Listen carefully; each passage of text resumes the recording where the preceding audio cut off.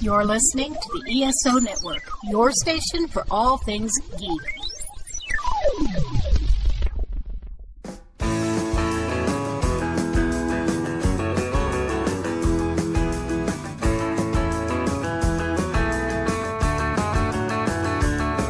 Hey guys, welcome to Myopia Summer Reruns. This is Nick, and I'm on panel with Tom Herman, host of the Geekly Oddcast. Yeah, and we're going to talk about this because we are doing your choice for summer reruns, and your choice for summer reruns this summer rerun is what?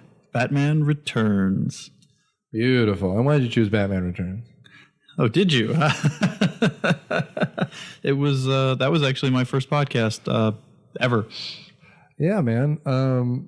Have you rewatched it since we did it? This was what, like 3-4 years ago? Oh my goodness. Yeah, I've seen the movie since then, and I can't watch it without thinking of all the things we kind of talked about. Yeah, I rewatched this one. It's kind of like the Christmas Batman movie. I think it's great. Oh no, I love it. It's wonderful. I never want to see Danny DeVito as a villain in that regard ever again, but I mean, everything about that movie is fantastic, to the fact that, I mean, give me Christopher Walken as some type of villain, and I'm going to enjoy it. Yeah, no, it's interesting because in most movies, I don't want to say the roles would be reversed because Danny DeVito often plays kind of this monsterman. Like, we recently watched Matilda, and that has this monster man quality to it. But Christopher Walken is like a clean, upstanding, like he's a besuited businessman / like politics type. It's perfect. I never would have thought of him in that role, but he's so good in it. I mean, I kind of think when I was like, which Bond, which Roger Moore Bond movie was it? Where Bond was going around as St. John Smythe, A View to a Kill. A View to a Kill, and where you had another Christopher Walken as the respectable, landed gentry. Yeah, but here he's less of a cartoon somehow. I don't know. Like, yes. But your gig, for those of you who have not listened enough to Thomas's podcast, The Geekly Oddcast, you have the two extremes. You have the ongoing role-playing games, the Odder Worlds.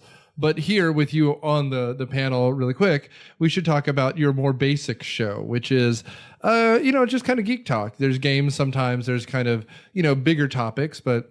Yeah, the general idea when it started was to get a bunch of people around the panel and kind of have a conversation. The first one I believe was Death. The first one we recorded anyway, not the first one necessarily that posted, was Death of the Saturday Morning Cartoon. Then we did reboots. I mean, we'll just take a topic and we'll run with it, and invariably we will run incredibly far off topic, but it's generally good for a laugh. But we also have the games, which is something that Nick and I came up with farther down the line, where we take an idea, and the best one I think was the one around Halloween called Pitches Get Stitches. Yeah, where we take an idea and try and make a horror movie out of it. Right, and I'm bringing this up not only because we're going to talk a little Geekly Oddcast style here, but Thomas is kind of the creative head, fourth member that helped us not only design this season, so he'll be regularly mentioned and regular on this season this coming year. However, he's also here to announce with me that, as I mentioned in the last couple reruns, once a month we're going to drop an extra episode, usually the first Monday of the month. And 4 times in the next year, we're going to do a Geekly Oddcast versus Myopia crossover game, where not unlike an improv game where it's 2-on-2, we're going to be doing this kind of thing with kind of an adjunct who will be probably another podcaster, or, kind of local or regional comic nerd celebrity type. So what we'll do is if you go and you find some of the games that are on the Geekly Oddcast, what we're going to do is, instead of having it be a round table where everybody pitches an idea, it'll be a little bit closer to the episode, the most recent one, where sequels nobody asked for, where instead of having each person pitch one, though, a team off will pitch something, and then the winner will be chosen by the host, and then, as with sequels nobody wanted, the entire panel will then come together and try and turn it into a full film. Right. And it could be something like filling out a version of Mortal Kombat, but with 80s action stars. Yes. Or it could be recasting a movie, or it could be something. But the idea is that it's kind of a nerdy improv game. It will be our bonus episode, and it will run concurrently with when it's going to appear on the Geekly Oddcast, which, you know, it'll allow you to hear the different points of comedic view between his regulars and our regulars. And, you know, it'll probably be me and Daniel versus Thomas and his brother, or Thomas and Jareth. Yeah. Then the benefit will be is if whoever we get as host, we can make them put their head in their hands, which is usually the goal of these types of episodes, is to just make the host's head hit the table. And it will be a way to kind of parlay us into a more, I don't want to say us-centric, but dude letter podcasting, our group of people who do the things that we do, so you can hear more of our kind of failed attempts to make things work a little bit behind the curtain, and it will be a chance to hear more of us. So that's great. It will be your reason for why or why not the Myopia and Geekly Oddcast should have their own production studio. Should exist. Yeah. But with this in mind, we should talk a little bit geekly-wise about Batman. Yes. So do we want to talk about the fact that that technically that there's a good amount of evidence that Kane pretty much ripped Batman off straight from the shadow? Yeah. And at this point in the last, I think it's 3 months, we found some of his notes that have come out, which is something. On top of that, similarly, after Marvel's first Avengers movie, most recent Avengers movie, Infinity War, DC decided to announce a whole new slew of movies coming out the next 2 years, of which I could not be bothered about any of them, except for I am interested in this new Batman movie. And maybe Wonder Woman too. That's Wonder Woman too, yeah. But I mean, if we wanted to talk DC movies, which we probably don't. No. I'd rather talk Batman, and honestly, it's the only solid good thing that Frank Miller ever did was take the character down a darker road that gave us the grim Batman we think of, like Batman Year One, and even the Dark Knight Returns, those sort of things that really brought about a grittier, grimmer Batman. And albeit many other people did it much better than Miller, and I don't care if you think that's sacrilege. No, but I mean, you're right. Like I do get, like, there's not a lot I give him credit for, but the redarkening him and I almost said Arthur Miller. No, it's an asshole. Alan Moore. Oh, yeah. I mean, because Alan Moore... Definitely asshole. But I mean, that was kind of his game. Like, he's like, I'm going to destroy comics, and all he did was make them grittier and darker. But I'm going to write The Watchmen, and it will be the ultimate comic book so that none others will come following. The Watchmen will be my raison d'etre to prove that comics are stupid and nobody should ever write comics again. Turns into most popular graphic novel of all time, or one of. A masterpiece. Yeah. Like, it's a masterpiece. I'll make the Killing Joke, and that will end comics. Another masterpiece. I mean, and here's the thing. Like, the only thing that we got in the last... Scout! Well, I mean, and that was kind of his thing. Like, by what was it? Dark Knight Returns Part 3. The whole thing was about him not being gay and him, like, hating on Robin, too. It's just... He's like, I don't know who's more of a sad, weird person. I'm going to go with Frank Miller, but Alan Moore is not without his charm. You're talking a real thin line. I think my favorite, there was, I think his name is Dave Willis. He wrote a webcomic called Short Packed. Yeah.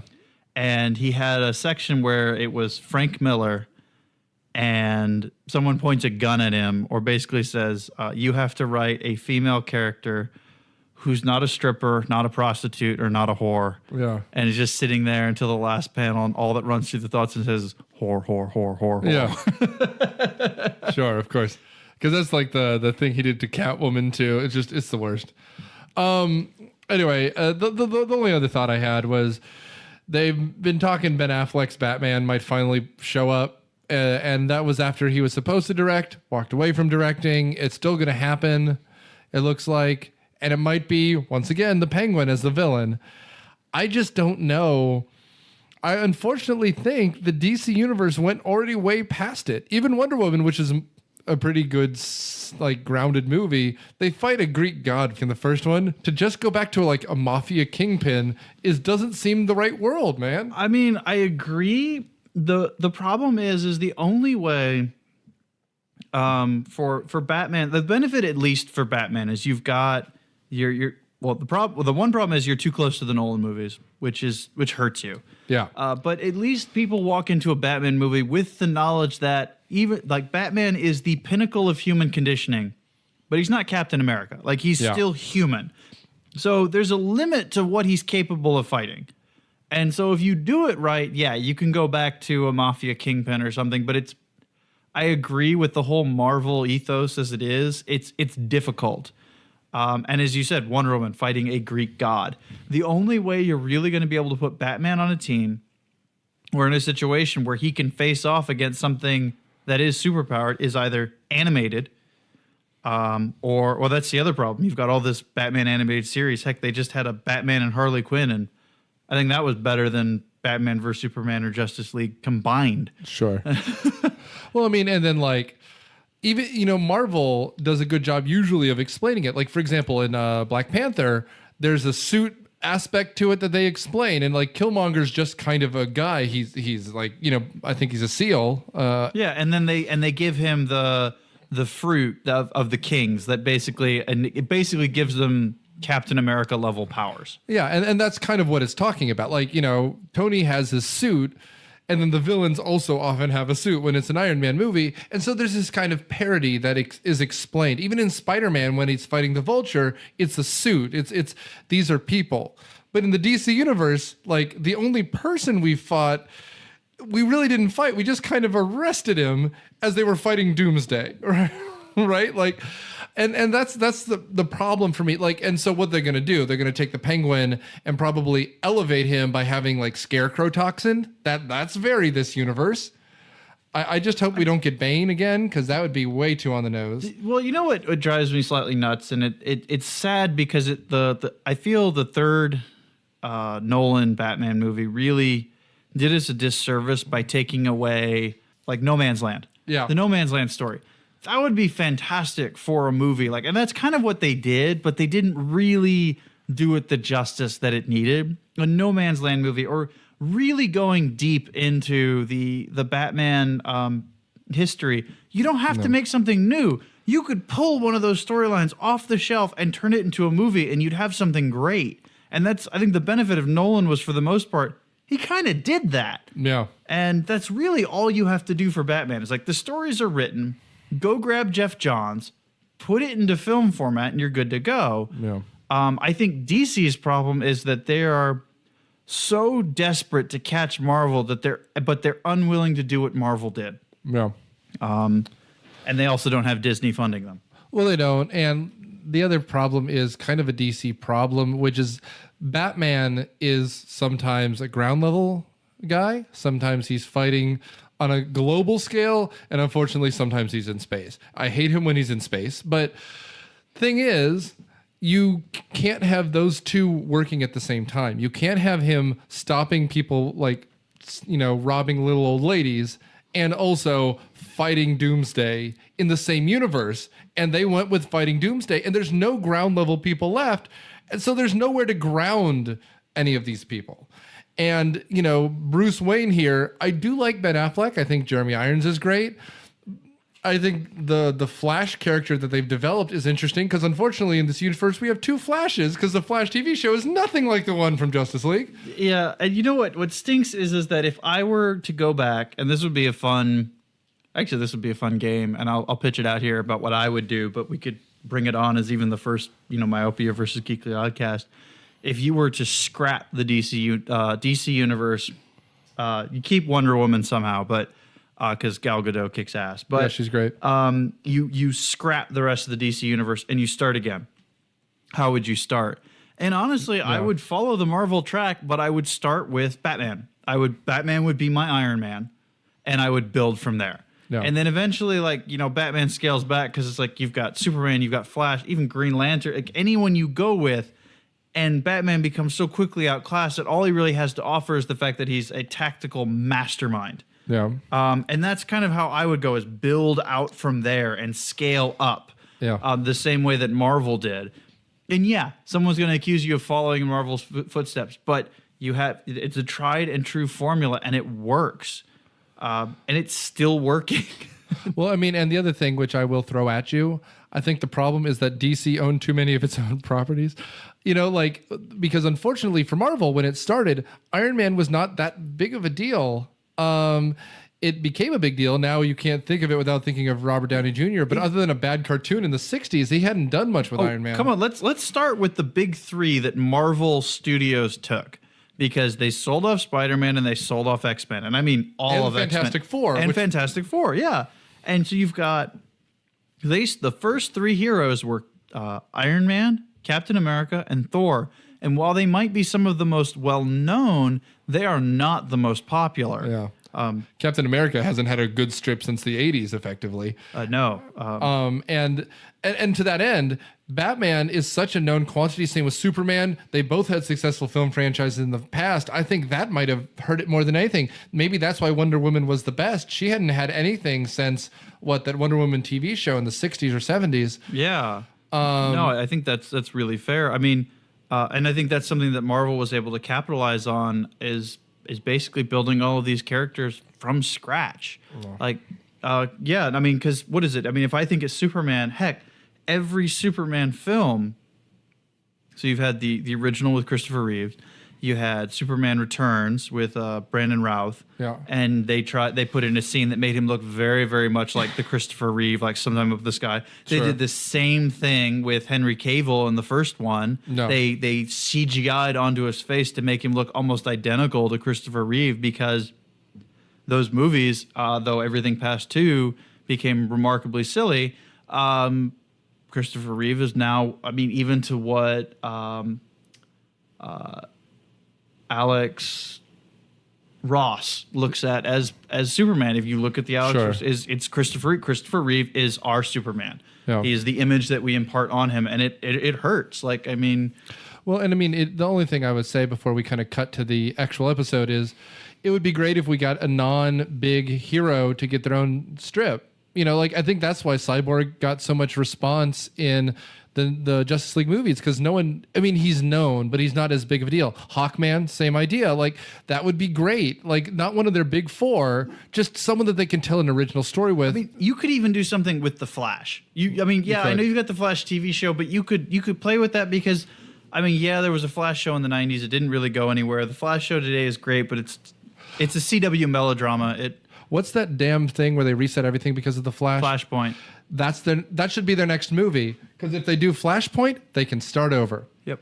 So with that, we're going to cut you to the episode. Tune into Geekly Oddcast every Thursday. Every Thursday. Turn into us every Thursday, and we'll see you next time. This is our last one before we return in August. We'll see you then. Thanks, guys. Thanks, guys.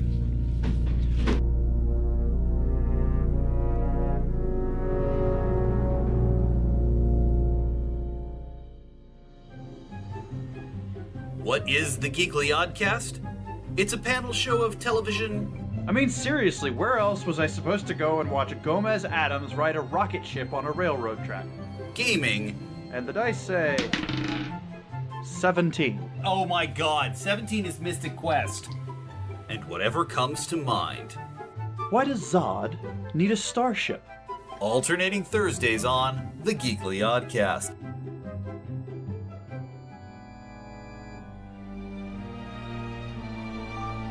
So John, how you doing?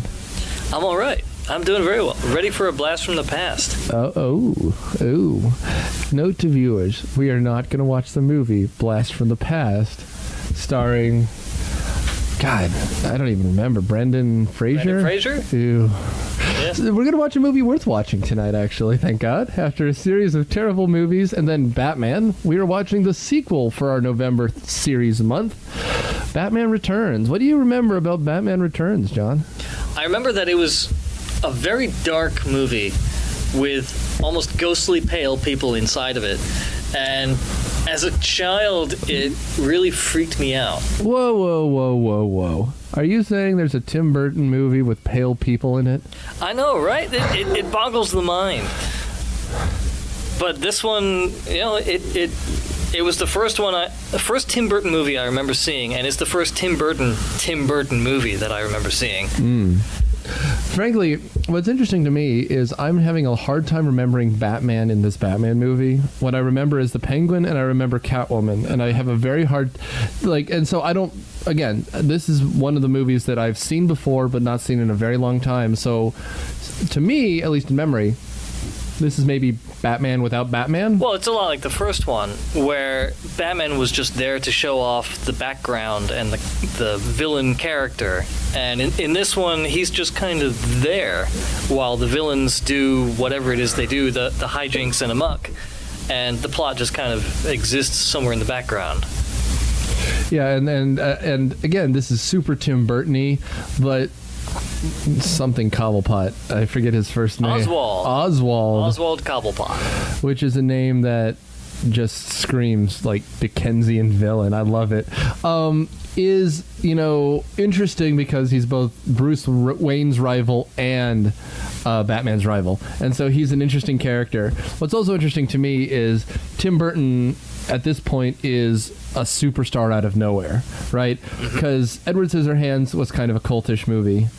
The first Batman, though, at the time was, I think, the most profitable movie ever. Yeah. Not adjusted for inflation, just straight up movie money. And so he makes the second movie. It's even darker than the first, which already was a dark movie. And I believe at this point he walks away from the franchise. And it's not that Schumacher comes in.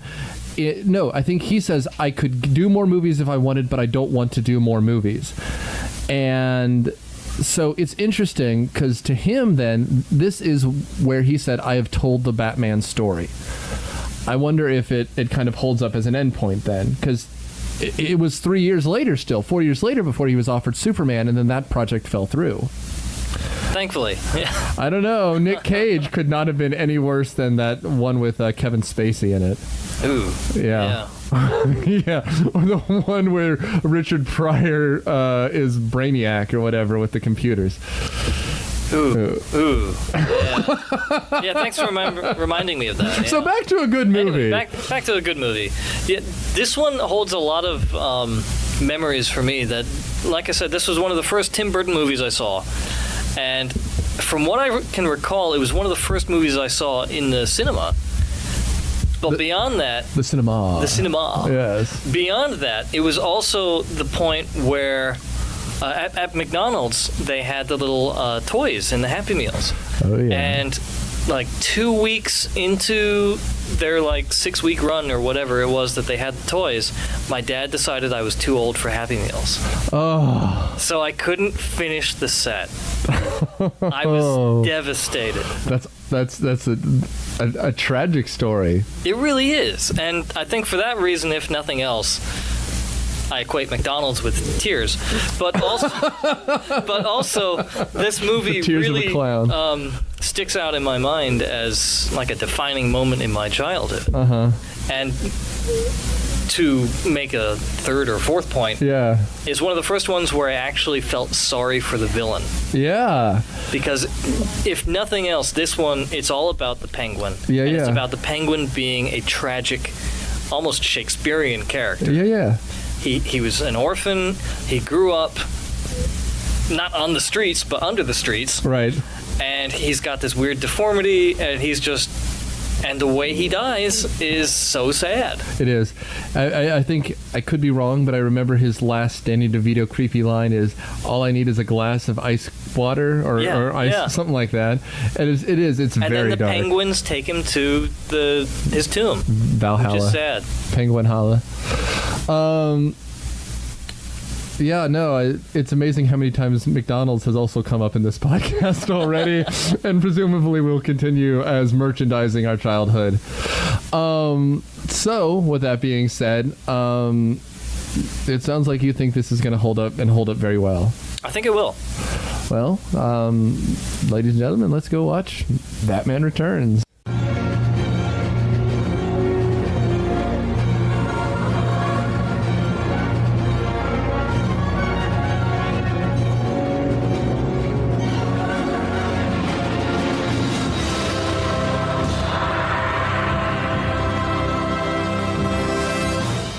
Welcome to Myopia Defend Your Childhood. Today we watched Batman Returns, Christopher Walken's glorious sequel to A View to a Kill. I'm Nick Hoffman, editor-in-chief of Dude Letter. I'm John. Our defendant, and on panel tonight we've got Jeremy. Tom. Matthew W. Quinn. This is Daniel. And Darth Jader. So, we managed to sit through the phantasmagoric, Danny DeVito porn film, Batman. It's disturbing just how accurate that is. As centrally every black fluid dripped from his body. And the world cringed. And people... Catwoman licking her leather. Oh, God. No, pleather. Oh. Pleather. With zippers. She was Frankenthong for a second there. She was sort of the ragdoll of this Nightmare Before Christmas. Oh, we know what the Who's in Whoville we're watching. Considering this movie only takes place on Christmas, it's like Grim Fandango, but on Christmas Day in some like dark corner of Tim Burton's hump closet. He has one. He has several, one on each floor. Yeah. So before we get too creepy into Tim Burton-ness, John, how do you think this held up? I think it held up all right. I'm glad to see that my childish self was not too far off base when I thought this is a messed up movie. Yes, sir. That I knew it was kind of weird from the get-go, and it held up that end of the bargain fairly well.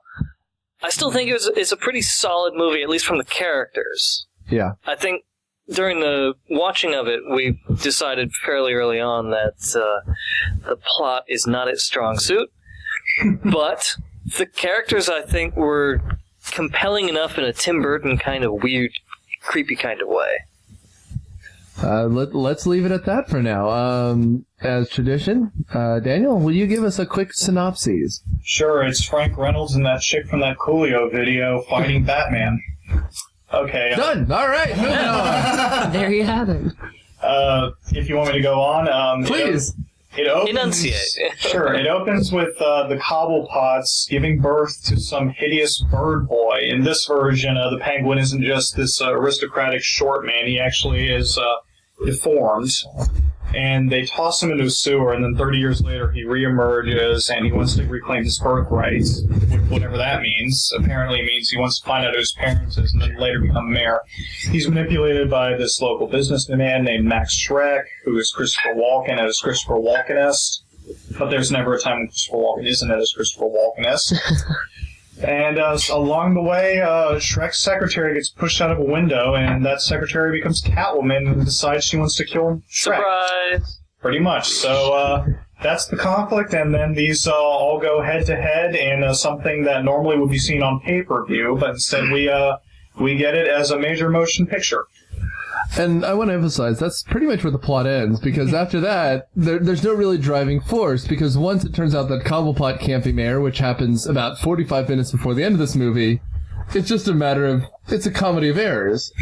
It enters the end game, doesn't it? Where he's obviously trying to either destroy the city or kill everyone in it by turn, and failing miserably every which way. Every which way but loose. So, speaking of another terrible movie. That's next week. Yeah. No.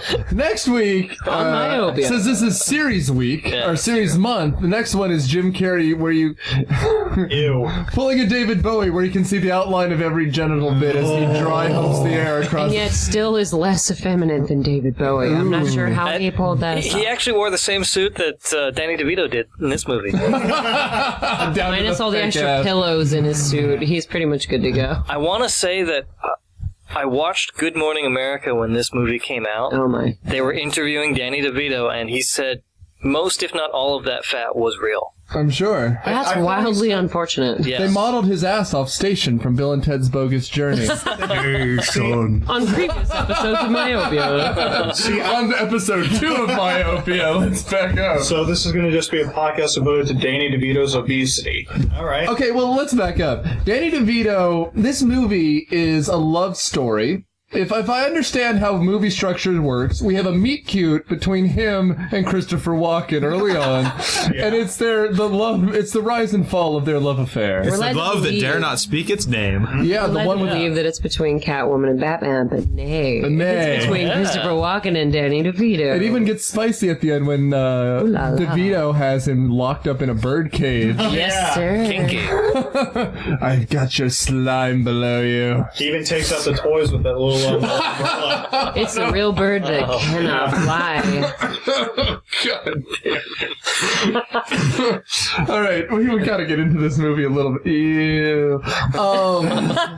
So other than the most atrocious, child abuse scene in a movie in a long time. Played for laughs. The child strapped into I don't know leather. if it's played for laughs. This is a dark beginning. You mean the opening sequence? The cat was pure camp. Are you kidding? That thing scared the crap out of me. As a kid, you're thinking, oh, there's a cat. Oh, he's going to play with a cat. No, he's going to dismember this cat. But this is really foreshadowing is the wrong term, but this is a scene out of Nightmare Before Christmas where, the fat ghostly kid just, dismembers a cat in that movie, too, which is Tim Burton produced, as I was corrected earlier. He did not direct. He did not. He produced. Tim Burton is not a cat person. You've established that. Yes. Yeah. Although, apparently Michelle Pfeiffer is. Did anybody tell me how long it took for Batman to actually show up in a movie called Batman Returns? It was a good 15 It wasn't even minutes. Batman, He was in it. actually. Nick and I We sort of sideways glanced on that because Nick was commenting on the fact that, Michael Keaton literally just showed up about 15, 20 minutes in. Yeah. And I was like, nope. It's Michael Keaton, but it's not even Batman. It's not Bruce Batman. Wayne. He apparently spends all the time between the first movie and this movie sitting brooding in his castle, Yes. waiting for the bat signal to come on. And not only does it come on, it appears in his house via a series of mirrors. It's very Egyptian sort of tomb that way because that's how they used to light up their embalming areas was Right, Raiders Another to the Lost group like of- the sun down Yeah. to the mirrors to, reference the mummy. More people who like cats. Oh my. And we just tied it all together. Nailed it. How did we do that? But for pure secrecy, he's got these mirrors hanging around, flashing it right into his house. What is he trying to basically hide in plain sight? The most subtle Spoiler criminal alert at mind the ever. end. It turns out Bruce Wayne is Batman too, in case anyone was confused. He rips his rubber mask off. That's never supposed... I had forgotten about this completely. But he and Catwoman already knew who each other were at the party, so what was the point? I don't think they did. They, I they, thought they quote their lines Yeah, to they each other. did. They did. Yeah, they Yeah. did. Yeah. And do we go on They who she reinstate was the and- meet cute. Actually, Yeah. That was one of my favorite scenes in the movie because it was one of the few that was actually about Batman because of the follow-up when Max turned around and said, Bruce, why are you dressed up like Batman? That's like the whole point behind them. Nobody could ever guess Bruce Wayne is Batman. And that actually does kind of raise the stakes a little because you realize, hey, he's not a good businessman. You want to hear something cool? Not really. All right. No, go ahead. Well, originally, you know how Billy D. Williams was in the first Batman? As Harvey Dent. That's Harvey Dent. Yeah. Max Schreck was supposed to be Harvey Dent, and Billy D. Williams was supposed to come back, but they fired him, or they wouldn't Oh, let dear him come God back. almighty. So that kiss at the end where Max got electrocuted, that was supposed to turn him into Two-Face. Wow. That's deep. That would have been awesome. That was the sound of all of our Billy D. minds Williams as exploding. Two-Face? Yeah. That would have been cool. That would have been cool. Sexy. That's what that would have been. It would have been so If there's anything that Brill could cream. trump Tommy Lee Jones as Two-Face, it's Billy D. Williams. Billy D showing up. It's with Lando. No Calrissian style. But that's an interesting point. Since we're going to watch that movie next, we got to talk about this. This is much campier than I remembered. Yeah. This is significant, and we think of Still not as fiber. It's still not as campy as the next film. but Noel Coward isn't as campy as the next film. But it's pure cheese. Well, Please. Batman Forever, I know that we haven't gotten into it yet, but it goes back to the original campiness of Batman television version for campiness' sake. Whereas, And the this- comics. whereas Batman Returns seemed to simply be campy all on its own. and then Sadly. suffer from Tim Burton disease. It's like they tried to make really pithy, deep meaning in Yeah. what they were saying, and it just came out as just kind of, why? You know, the disappointing thing about this film and the next one is they actually had an opportunity to get a good arc going. I mean, like, in the first one, at the end, Batman kills the Joker, the man he believes to kill his parents. So it's like, okay, well, now what? He has to reestablish himself. And at this point, he really doesn't care, and that's why he was killing people left and right in this film. It kind of made sense.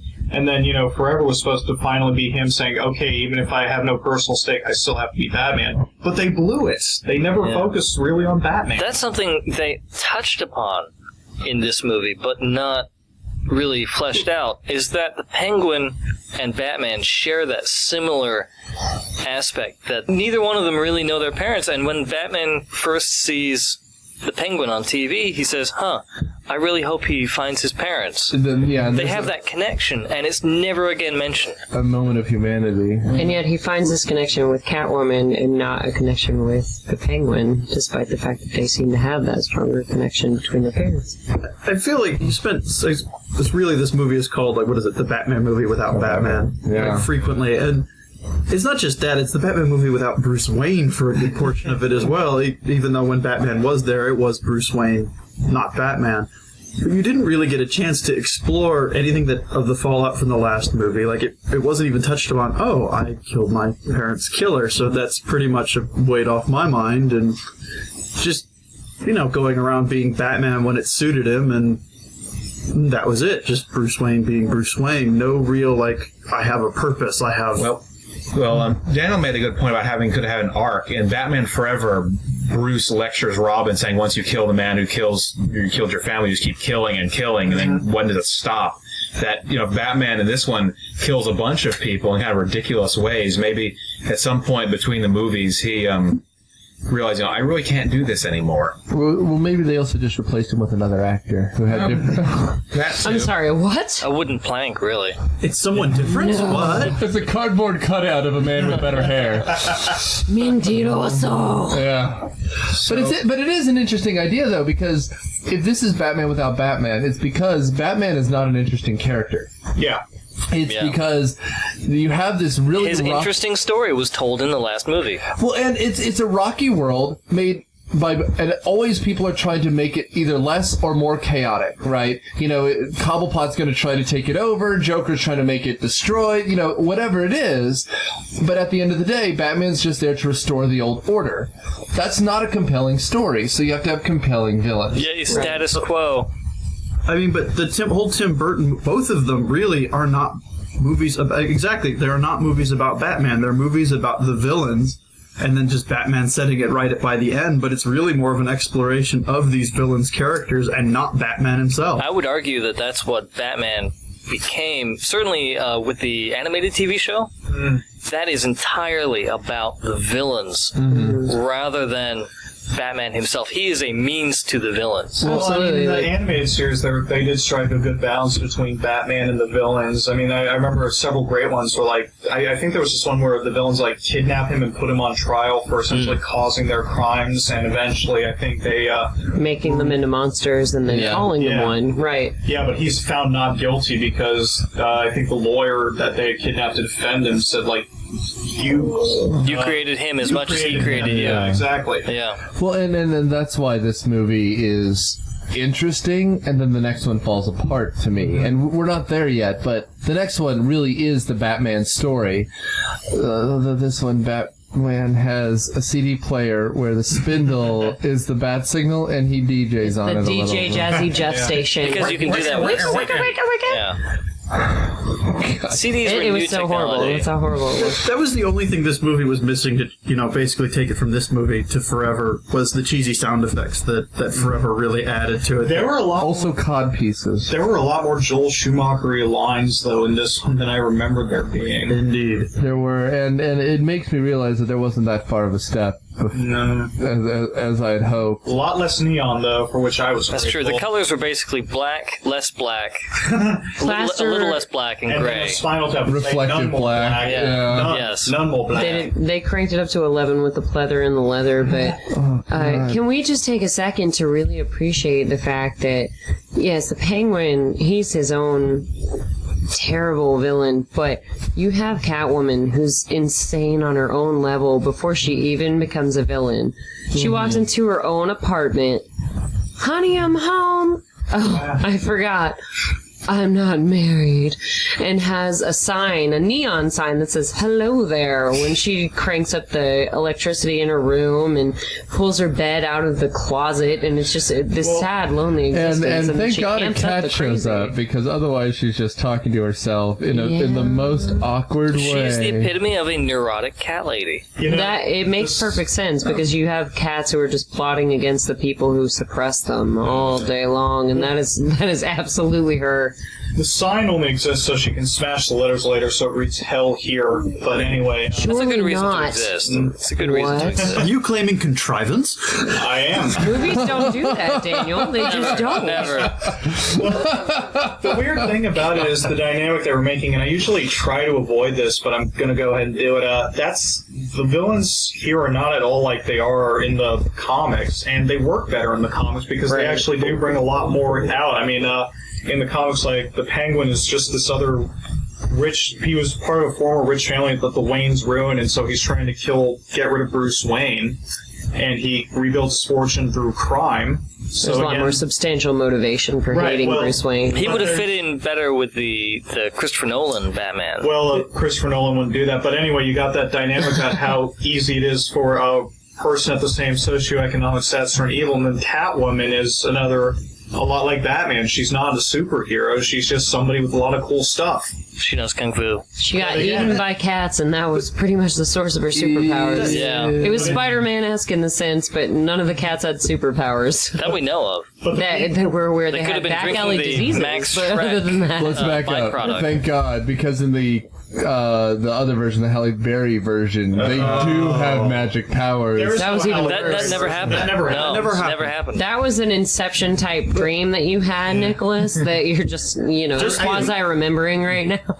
I think I remember reading about it, but the backlash was so heavy against that casting they canceled it. But anyway, that's the Erotic whole thriller. thing. Catwoman in the comics targets the same villains that erotic Batman's thriller. targeting, but just through different means. And to rob them for different to rob ends. them, yeah. To different ends. So again, it's that same sort of foil of what Batman could turn into, and that would have helped a lot if they kept those characteristics in the movie, and they didn't. Instead, I think the only reason Catwoman was there was for some sort of misogynistic, very sexist kind of lines, and like the Penguin in particular was like everything he said was all about sex, all about It wasn't even like an illusion. molestation, and it's just like sex, It was sex, not sex, sex, subtle, sex. yeah. I feel like Bill Lumbergh, but I'm going to go ahead and do this. Yeah, I'm going to have to disagree with you there. By all means. Because You're wrong, but by all means. Yeah.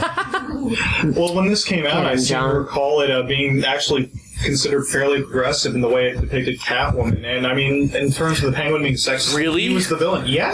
So she's a neurotic Catwoman. Who's also a secretary. Catwoman, who is a secretary / executive I assistant. would listens to have voicemails. liked to see her like rob something. I would have liked She to listens see to voicemails that say, your boss is going to keep you late after work for a If you wear candlelit this dinner for two. perfume, And she yeah. deletes them immediately when she hears them. Well, yeah, he just threw her out a second window. time.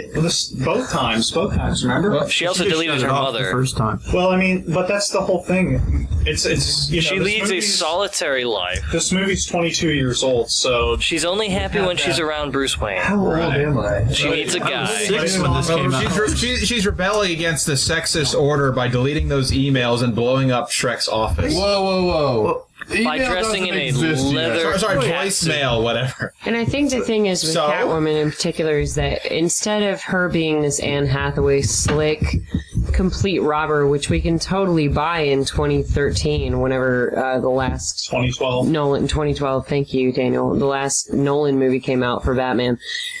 This was so not the case in the 80s / early 90s. It was a big deal for Michelle Pfeiffer to save a woman from being raped in the middle of an alley and beat up a man. It was just this dramatic gesture. And then the woman who thanks her for saving her from the rape case was like, oh my goodness, and she even pins that woman up and says, no, you made it too easy for him. And that's where her true psychoses come in, because you're just like, oh, she hates everybody. She's not just trying to defend the female race. She's plum cat crazy.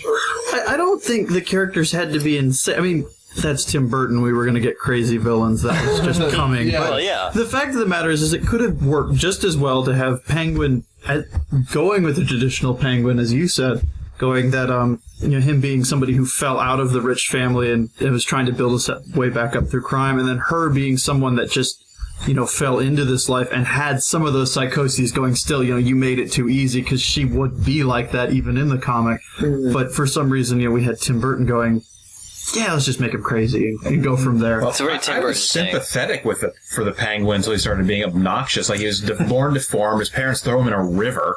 He was basically raised in a sewer by penguins. So 10 minutes we after need you to met get through him. Penguins because- underneath the city of New York. Well, the They sewer were might have gone to the zoo in the somehow. zoo. He was a free. Yeah, he was in the performer zoo. at one time. Somehow the sewer connects to the zoo. He joined the circus. The Red Free show. Tent Gang. Red Triangle. Red Triangle Gang. Tent, yeah. And Red the Triangle penguin Circus. became deformed, whereas the penguins, nothing ever happened to them. They just kept on swimming happily through the sewer. But Through as the far as it sludge. goes, he's the only character really with an arc. Yeah.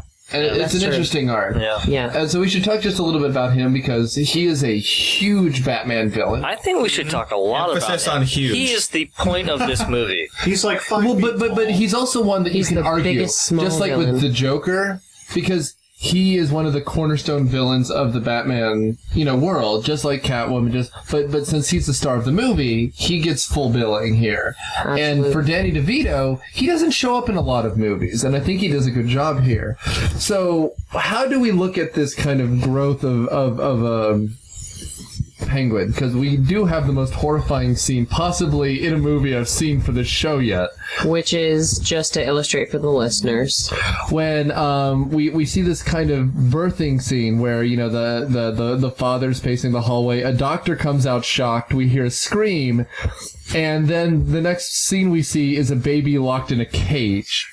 yeah, it's On not. It's like a Christmas. playpen. On Christmas. Yeah. On Christmas, the parents are drinking martinis, and you see this baby in a playpen that's hovered above the ground and is closed over the top, which is, everyone knows, Defax is coming for you at that point. But then the cat sort of snuffles up to the bars of the playpen and then gets yanked violently into the playpen, and you know that there's something wrong with this child. And the mother then finishes her martini, and Just they look like, at ain't each no other. thing. Both of them This finished their child. martini. At the same time, they're like, well, time to leave the baby in a river. We So they developed take a this bassinet for and they dump it in a freaking green river. And it floats. And it floats. I honestly thought the most horrifying thing was the fact his dad was Pee Wee Herman. I mean, that's scary enough, wouldn't it? With a monocle. Yeah, Yeah. monocle. You were just, it goes back to what you were saying. It sort of follows that comic book-esque story of the fact that he was clearly from the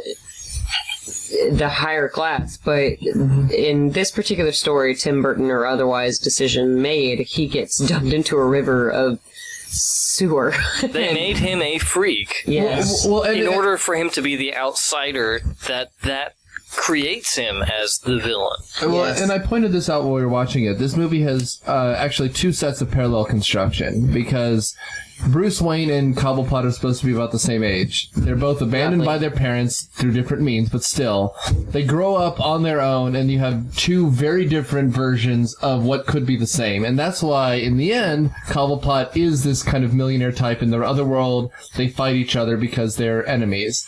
Right. In this world, it's much more of, this is what it could have been. But we also have this image of Catwoman being saved by cats the same way he was saved by the penguins and raised. Saved or eaten by cats, because from the visual that was provided, it was pretty disturbing. It's very bizarre. Well, having a cat chew on your finger might wake you up a bit. Yeah, until it's bloodied. There, at one point, Nom, I nom, nom, think nom, nom. one of our viewers was saying, did they put kibble in Michelle Pfeiffer's mouth to make that cat just chew on her mouth that way? It was, God, it was relatively disturbing, to say the least. Gross. She was brought back to life in a Peter Parker-esque way, just super, super more disturbing than that. As the cat lovingly nuzzles your forefinger. With his teeth. While drilling its teeth into your fingers. And she does develop a magic ability to turn a leather coat into a gimp outfit. And to turn a With whip a corset. into a deadly weapon against all guns and whatever other manufactured weapons we have. And Mostly sometimes men, though. we noticed that all feminist third wave hero. Yeah, we Oh, absolutely. No matter what gun a man is wielding, Catwoman can whip it out of his hands. So she does it. So it's a castration metaphor? It is. Yes, yeah, probably, yeah. Surely not. There was plenty of Freudian imagery in this movie, especially with the Women don't like shrinking that. Batmobile into a very narrow. Yes, this is the already phallic Batmobile from Burton gets even more circumcised The in this ambiguously movie. gay duo.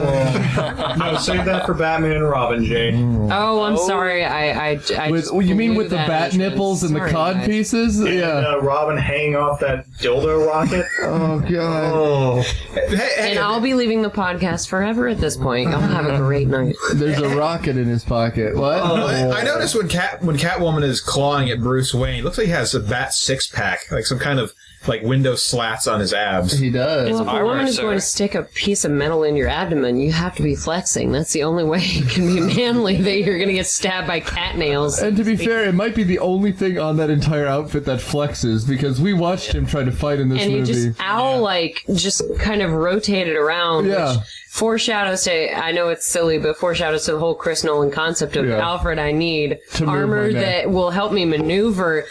What's attacking you, Mr. Wayne? Cats. Yeah. Penguins, it doesn't matter. I have to turn at an owl-like angle just to get any sort of visual on people who are attacking me.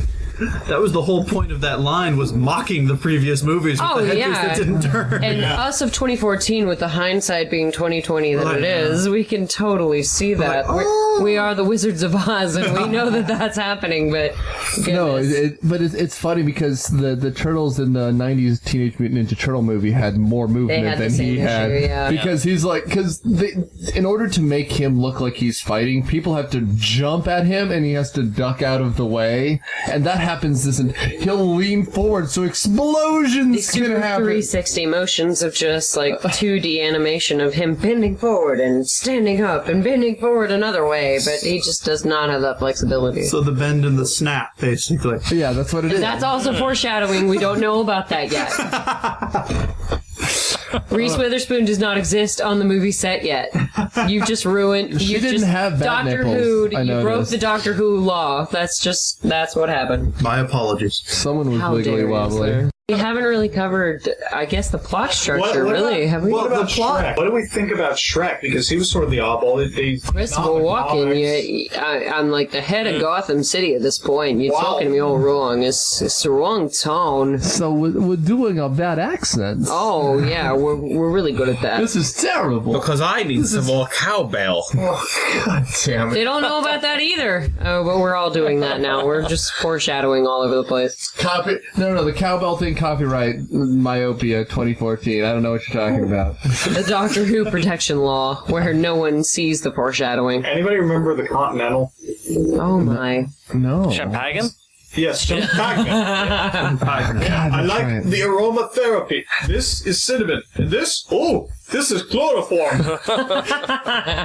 Does this smell like chloroform to you? He plays a similar character in this movie, though. Yeah, he does. He got plays the this wig. sleazeball. He plays the businessman who knows no limits. Well, and again, that was the joke at the top. He's a Bond villain. He plays a is very a Bond good Bond villain. villain. Where, you expect him to have a henchman, which he needed desperately in this movie. In a movie like this, where a character like the Penguin is a more down-to-earth character than the businessman Max Schreck, I don't know. Especially when Max Schreck's son sounds like Arnold Schwarzenegger. Father, there's something going on in the square, and you don't know where this family is coming from. As a side note, that actor needed to decide if he was going to do a Walken impression the whole time or not, because it went in and out. That first line was so Schwarzenegger, but from then on out, he was like, "Oh, Father, I don't know what's going on." And like, I don't want to go with the penguin. I'm not sure what's happening right now. And he had more of the Walken voice for sure later, but The weird thing is, Shrek was actually the only one they tried to ground into reality because all those suits, those are J.P. Morgan suits. Like, Yeah. for real. I'm deaf actually because of those suits. It was a surprising, consequence of that. I think that does tie into, they did a good job of establishing Gotham as the pseudo 1930s noir type. It's a Fritz Lang movie. Yeah, and yet still maintaining that modern technology, which the animated series just took to another level. Yeah, it has this great kind of neo-Gothic feel. It's very dark and gritty. Everyone's wearing black and white, and the colors are very stark and in between. Except the Ice Princess, who's wearing not really much beyond that. Sparkles. One piece and Sparkles and a smile. Yep. And there are some villains walking through Gotham City with Pomeranians or equally tiny dogs with bombs strapped to their backs, and they can walk into a shop, somehow shrug off the bomb, and walk away. And Rocket Clean Penguins. and simple. And Rocket Penguins. Yes, Rocket Penguins yeah. were, I I think... got dibs on that damn name. Next from Miramax, the Rocket Penguins of Madagascar. And a child kidnapping train that's driving through the streets and nobody seems to notice it. Stop it. They're all at the party. It's another Batman issue where the cops only seem to be chasing Batman. Yeah. And the criminals get to just kind of run around as they wish. You had 24 cops chasing Batman after he allegedly threw the princess off the building. But you had another dozen following the Penguin after he shot at the crowd. And yet a train full of crying children breaking into people's buildings. Going walking speed. Yeah, walking speed. Yeah, it's is like apparently... Yeah, it's like the mall train with the kids in it. Exactly. Especially considering the fact that Commissioner Gordon summoned Batman to begin with, and the cops are still chasing after him, which, depending on the Batman universe you're in at any given time, I know that the bat signal is only for Commissioner Gordon and Batman, but at some point you have to assume that the police force is at least on the same page as their commissioner. And in this one, it never distinguishes Commissioner Gordon. You see him once. Twice? In the beginning, when he says the sign up, and then when the Ice Princess falls. And this is the third Pat Hingle movie we've done, and he's been less useful in each one. And he's a bumbling incompetent. Like, he's just kind of like, flustering around, can't do his job, basically relies on Batman for everything. That's why Sirius Black showed up and just had to usurp him. He said, I'm on the run from Azkaban, and this is the role that I'm going to take. In the meantime, this is my witness protection role. I sure hope Batman shows up quickly. Oh man, I let all the police go off for the evening. For all of you not in the know, that was Droopy Dog as Commissioner Gordon, as played by Nicholas Hoffman. Yeah. I think it sounds a little bit like Pat Hingle. Oh boy, I hope Batman comes back. Every police force is on holiday this weekend. Otherwise, there will be no one to rip off Catwoman's illy-stitched suit. So we basically established all the supporting characters are useless in this movie. Well, quite a lot of characters are useless. Okay, wait, who's useful in this movie? Let's break it down to that, because that's probably a much shorter list. Alfred, thank you, sir. And he provides the CDs for Batman to DJ Esk with. Which is why the third one is all the worst, because Tommy Lee Jones with a kid mask kicks him in the kidneys and essentially kills him. Really? We're flash forwarding, but it. Oh, I don't remember. But that's next. That's next. That's we the can't next talk one. about That's the that. next one. That didn't exist. Michael Go? Is that Michael Go? Yes. Goff? Or Goff, depending on Oh my. Go depending Alfred. on which country from Is which it Van you hail. Gogh or Van Gogh? I think he's English. Van Gogh, Well, get the heck out of here. Van Goggins. For the G-rated listeners listening. But Why are you still here?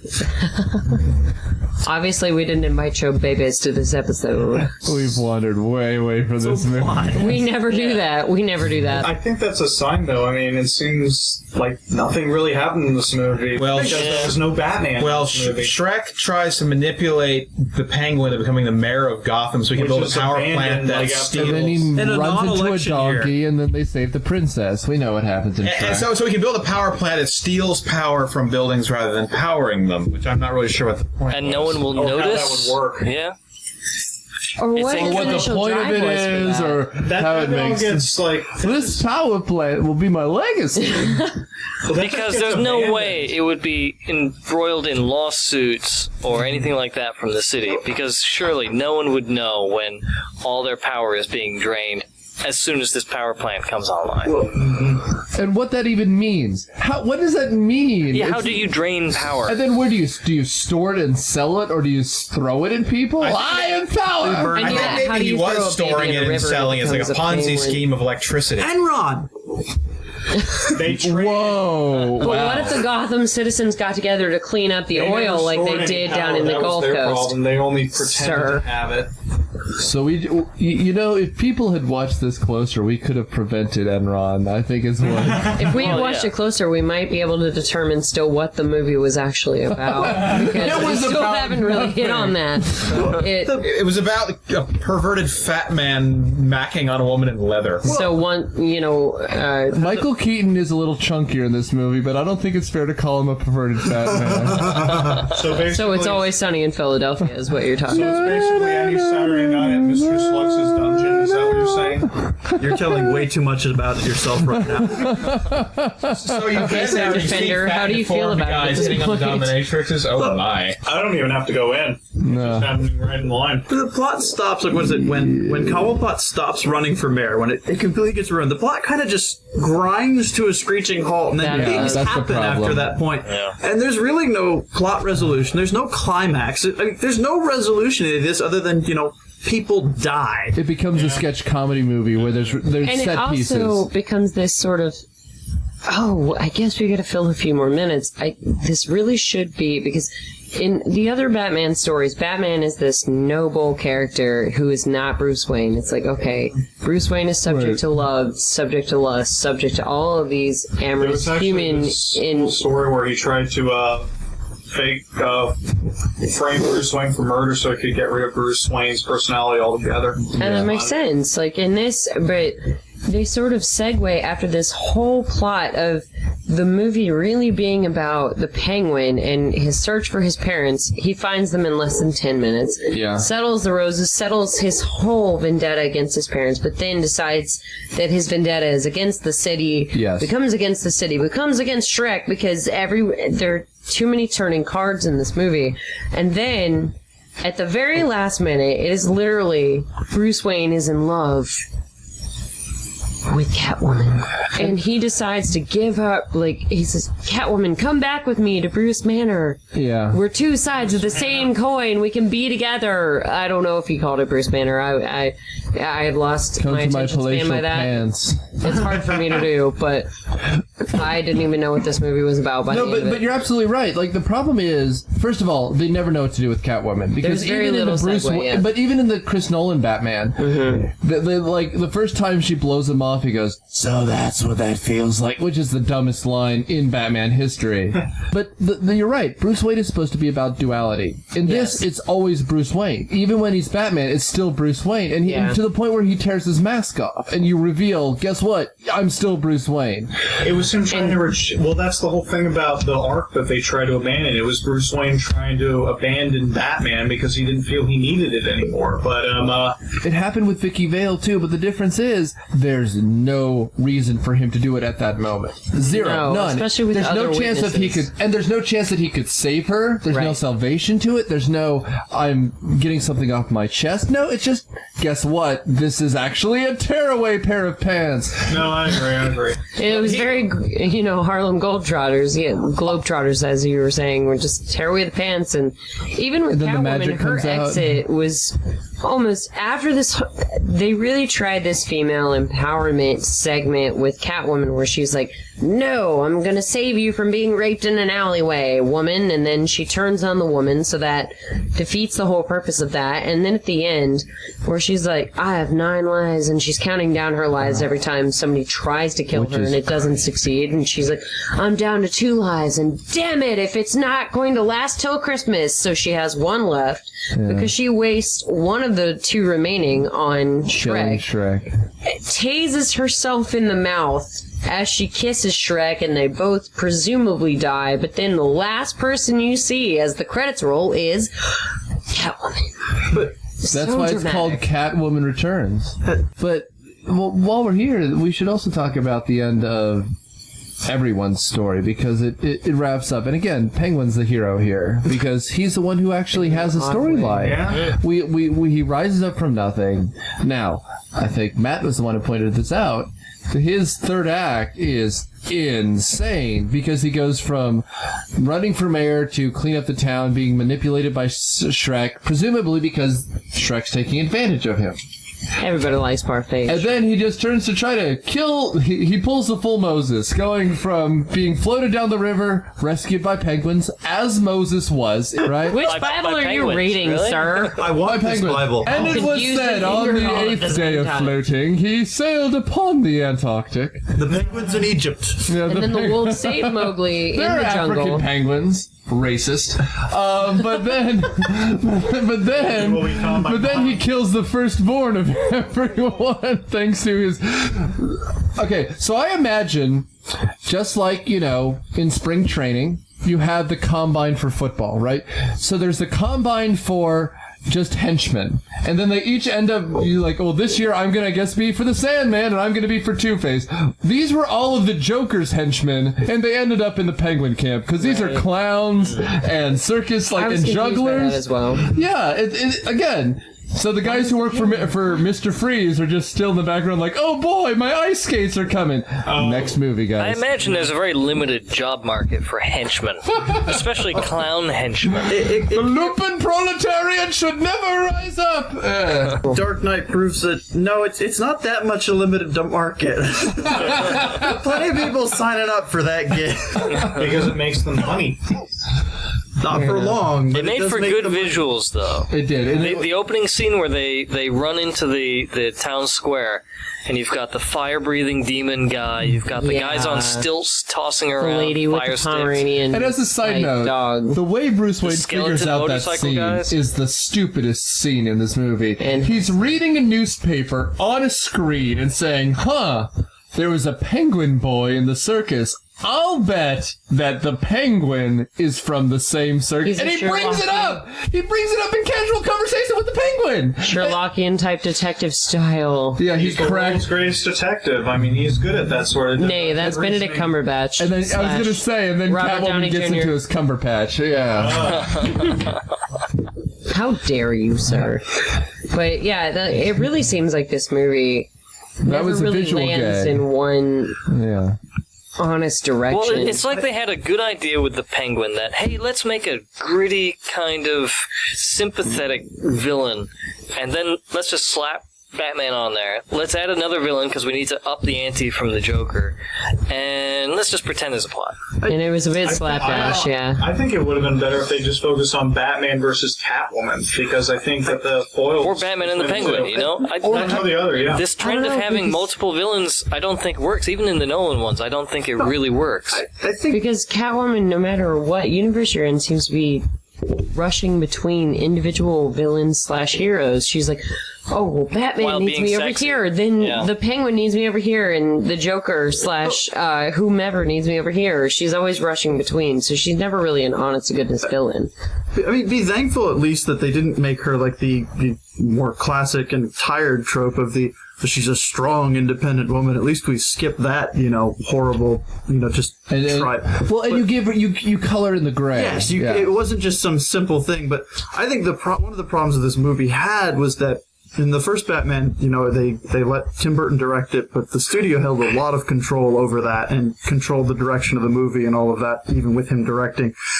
In this Which one, is they, why you end up with Prince doing the soundtrack. yes, but then in this one, they just said, oh, well, you just made us a boatload of money, so, have fun. And I think this could have used a little bit more direction in its production. Still made a boatload of money. But it suffers from Tim Burton disease, which is pretty but no plot. It made money because the first one made money and people went and saw this one, and we didn't have the internet for people to comment the way they do now. I don't know. The reason I haven't really chimed in because I'm trying to think of anything of significance in this. When it all comes down to it, is the Not villain much. is running for mayor. Who cares? Yeah, And this then- is Bob Roberts, right? Like, And then you've got the other villain, Catwoman.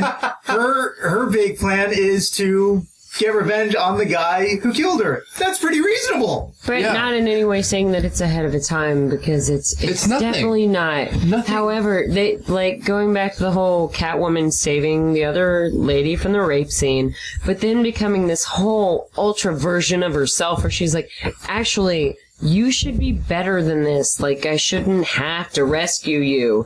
You shouldn't make it so easy that Batman should have to come and get you when you're in trouble. screw you, so to speak. And I thought that goes back to Commissioner Gordon saying, "Hey, we need Batman." I think because of Batman, everyone's just relying on him instead of doing their own jobs, that kind of thing. Well, maybe it's some tie-in with this in the beginning when she was leaving the office. Batman had to save her from the taser guy. Oh yeah, and so maybe she kind of beating herself up over that. And there's this obvious she's the quintessential I have no power. Right. Her entire life is based around that. Especially when you go back to the comment of, "Hi, honey, I'm home." Oh, I forgot. I'm not married.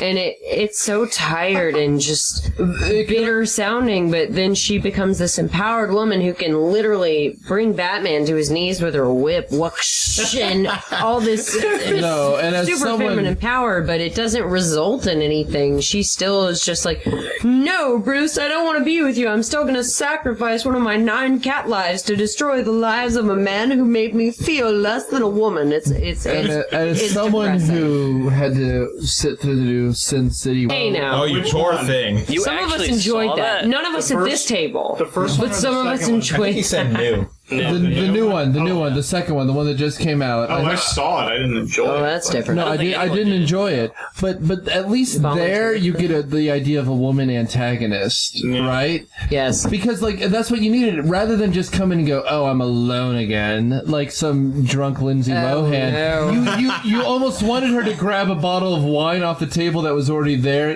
because then at least you're like, she feels something. This is almost like a passive aggressive teenager talking to herself in the hallway. Well, but she's even the voicemails that are left for Catwoman. No, she left voicemails of herself reminding her she should have done better work. Not even that. We're talking about literally. Okay, yes. Let's go back to the fact that Catwoman leaves voicemails for herself. Hey, present self, I know that past self failed, so you're gonna have to go all the way back to the office to go and get the Wayne files like you were supposed to remember earlier. Let's forget that for a second.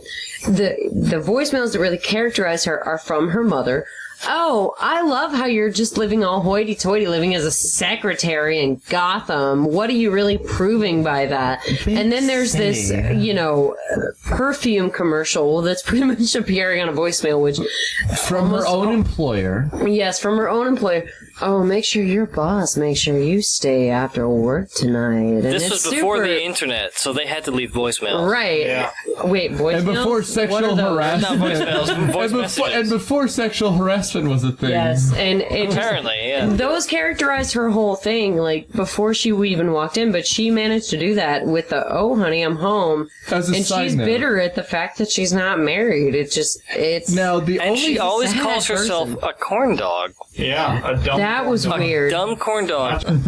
But I will say the best part of her crazy scene is the chair covered in stuffed animals. Yeah. Because then when she grows up, she shreds them into the garbage disposal. And just so easily. That is a very Tim Burton scene because the feathers are fuzz flying that just everywhere, floats up and in the the air. cat is just indifferent to the fluff, which is No, there are great. cats at that point gathering And because they've already staring. eaten her face and off. there's one in the window watching Yeah. the fluff, and it's just like, Yes, minion, you are doing my bidding.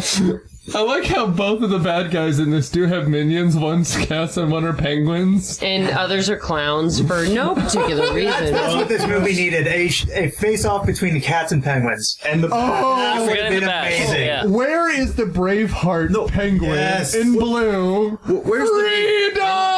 I'm the cat to free They the have penguins water from me. guns, and the penguins have fish, and they're distracting each other. It's awesome. New When would the meme, cats bats versus come in? penguins. Cats versus... Cats versus penguins. Done. And then Started now. Batman stands up between Batman. You know Batman. Batman. Yes. Chuck Batman from Not to accounting. be accused with... Yes. And you he know. stands between them, and he throws his bats and says, "If we are to be united, we must join together against the clown people." I came to join the cats to free the fish from the penguinish... Penguin. Under the penguinish rule of the cats. And that's why Scotland lost independence. Too soon. Ooh, So much political debate going on right Take now. that, Scotty McScott. I forget the guy leading the charge. Salmon. He was in a bar when Salmon. he made a That's right. statement. That's all I Yeah. need to know. And he wasn't wearing underwear at the time. You can't wear those Was with he wearing a kilts, kilt? Lottie. He best have been. He must have been. He must have yeah. been. Sure. So, where were we? Ladies and gentlemen, we are out of time. Despite the fact that we never really covered the plot because there wasn't one to be absolutely clear. That's why I like doing Tim Burton movies. We're good. I don't know. Sleepy Hollow was pretty perfect, which is why, which is why it's one of the highest reviewed movies we've done. God. To be fair, he had a plot already written for him. And the honest to God He truth just had is to that Johnny film it. Depp was in that movie, so it was going to be 50% better than any other movie he's ever made. And I don't love Johnny Depp. No one knows that. What? What? Robert Downey Jr. is going to get. I have one word. Oh, you don't know me. Tonto. Yeah, that was back when I No. You come. Come. Word. Although I will say Johnny Depp is a star of my favorite movie too, but it's not his movie. It's a Terry Gilliam film. I love Fear and Loathing in Las Vegas. Fair enough. Anything with Hunter Thompson involved, Johnny Depp is. People think that. Great. Wow, we're talking about However, the movie anymore. We're way out gone. Yeah. But Tim Burton gets involved, I and people apologize. think that that's Johnny Depp's big, thing. Well, and I mean again, he works well with an aesthetic, and you couldn't have anyone else direct it and get that gritty, the dripping black from the penguin's mouth, Slash green, slash red, Whatever color it was at any given or time. those like muscular metal statues next to the Christmas tree pulling the lever for whatever reason. Oh, God. And some of them were crying. They were like crying into their hands. Like the weeping angels. Or even where when you have scenes with Michelle Pfeiffer as crying for no reason, like that is a Tim Burton cry. Like she's a supermodel, and the problem with let's say like a nerd comedy, boob comedy, college comedy, is the ugly chick that has to go to prom is really a beautiful woman. She just has mussed up hair and glasses, and she has to take the glasses off to be pretty. And then let her hair down and just toss it. But with this, they messed with Michelle Pfeiffer's face. They gave her yellow teeth the entire movie. Even when she's Catwoman, she has those yellow teeth. It's pretty bad. And they give her the frizzy hair, and they give her the makeup that messes up her cheekbones. That they actually messed her up. Mm-hmm. I give him credit for that aesthetic because it's a Tim Burton aesthetic there. But we are out of time.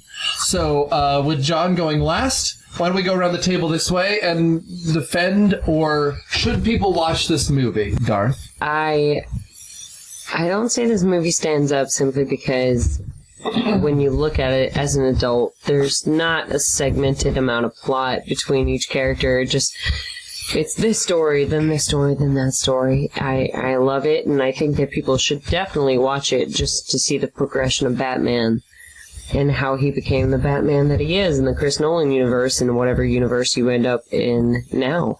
But it does not stand up as a singularity of a film, unfortunately. Dave?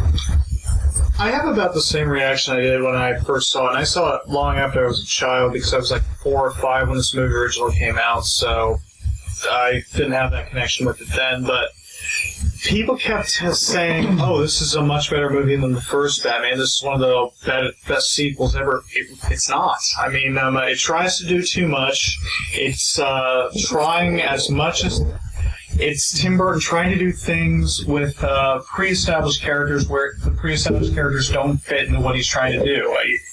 He was given free reign, but I'm not sure how much of a mistake that was. And the fact that we spent most of the time making fun of Christopher Walken's voice rather than talking about some of the other political statements that other Burton films have made, it just demonstrates how much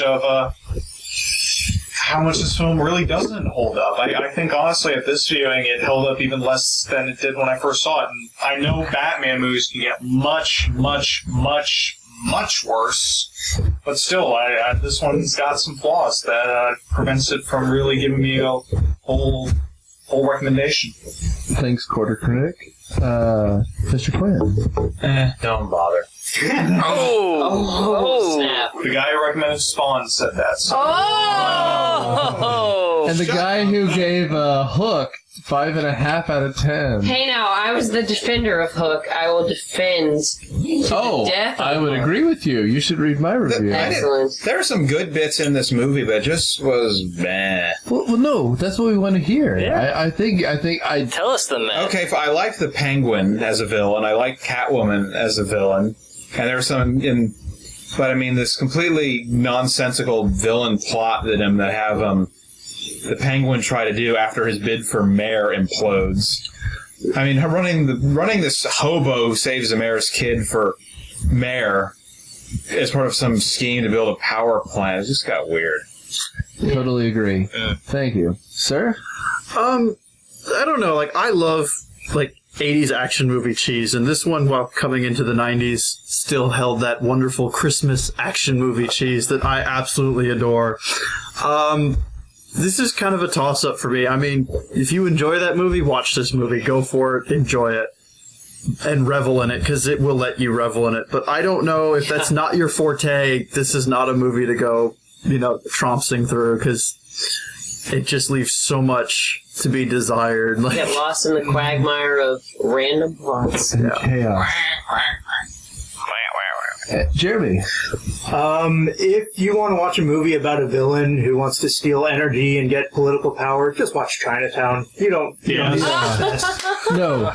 Very well put. And lastly, I think the reason I liked this as a kid was I wasn't knowledgeable enough to understand that Danny DeVito was talking about manipulating a woman with his flipper. Now, most importantly, Mr. Copsey, what do you think? As a character study on someone like the Penguin, it's a pretty good movie. Plot-wise, obviously, it leaves something to be desired, but I think, like I said earlier, they basically had this idea: let's make someone like the Penguin, and let's build a movie around that. Oh, hey, it happens to star Batman, who's in it for all of maybe 15 minutes. Total. That it's still a good movie, and I'll still love it for 5 simple words. Batman Returns, the video game. Yeah. Oh my God. Super Nintendo, quintessential action game. Sure. And like I said in the introduction, this holds all sorts of memories for me, and it's still a fun Christmas movie. But yeah, it's not a plot Oscar winning sort of movie. Before I close out my review, I want you guys to listen in. If you're liking this, if you like what we do, please follow us on iTunes. Go to myopia.dudeletter.com to follow us there. And if you like us, please review us on iTunes, on Stitcher, however you get it, and share us through Facebook. Because guess what, guys? We're over, by the time this comes out, over 1,000 listens and 1,000 listeners. We're a huge deal because the only other podcast that comes out of Atlanta is done by a company, done by Discovery Channel. So, and they do good stuff, but we're a small group of people gathered around my dining room table, so please. But to close out myself, I'd like to say my story for this, and all of us have seen this movie. Some people said they weren't allowed in because their parents saw some graphic review. But in 1995 in Atlanta, we had something called the Storm of the Century. And the Storm of the Century was when we got a whole 5.5 inches of snow. And it shut down everything. Aww. It shut down everything like a backing up toilet. You Southerners. It was Hothglyphs before Hothglyphs ever happened. Yeah, I remember my old neighborhood, we had a neighbor who was a few years older who would babysit us, and she was going skiing down the hill our neighborhood is on. But we knew the storm was coming. My dad was out of town, and so my mom rented a couple movies before the storm hit. And so we watched the first Batman together, all in the den with a fireplace and a Domino's pizza, as you will. And then midway through Batman Returns, we lost power. And so we're all huddled in the basement in sleeping bags to keep warm. And then at 3 a.m. when power's restored, we just hear the from the Penguin as it scares the ever-loving shit at us at 3 a.m. And since then, I may have seen the movie once or twice ever. And that was when my brother John, who was on the Goofy Movie episode, was so young, he was still in diapers, went out in the snow, and eventually caught a flu. And it was adorable but sad. But seeing it again, I realize it's a tragic Batman case Not that it's a bad movie. It's just that it's a movie where they have Batman and don't know what to do with any of the characters.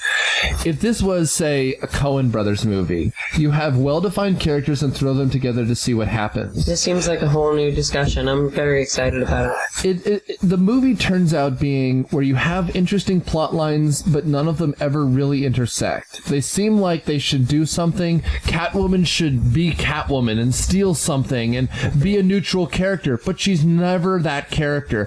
Batman only shows up at the very end. It's a flawed movie. That doesn't mean it's not fun. There's sex reasons for no reason, right? There's Batman, but he's not really using any gadgets. And the one time he uses a gadget, it backfires on him and he's accused of kidnap/murder. I think in the end of the day, you've got to see it, because after this, it gets crazy. And then by the time we get to Nolan, it's all about gadgets and heavy plot. This is that weird in-between space that doesn't make it a good movie on its own, but in retrospect fills an interesting gap.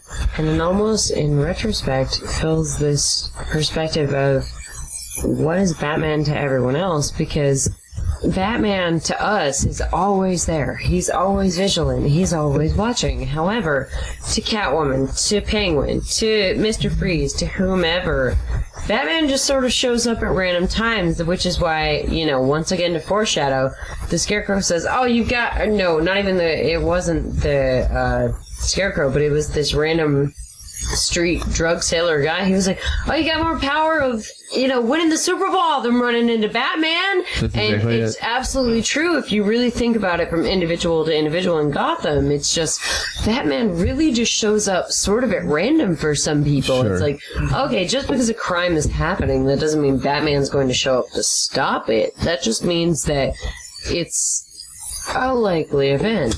It's not guaranteed. So, it's weird how this movie almost touches on that randomity of how Batman only shows up for quote-unquote the super important things. No, and that's what it is, because and you see this show up in comics if you guys read comics, that there's that book called The Joker, where it's all about the Joker getting out of prison, and in fact it's the number 2 at the end who appeals to Batman to show up to stop the Joker, because Batman is so distant sometimes, because until something happens there's no way for him really to know. Right. And that's what this movie is. In the end of the day, though, I think if you're a Batman person, you've got to see it, because it's a fascinating transition point. Agreed. However, once again, we're out of time for Myopia Defend Your Childhood. Please follow us, as I mentioned earlier. Follow us on Facebook, Stitcher. I'm on Twitter, and we will make sure you hear us, review us, and share with your friends, because if you don't, we'll die. So sad. So alone. And once again, I'm Nick Hoffman, and please tune in next time when a little bit of your childhood once more goes on trial.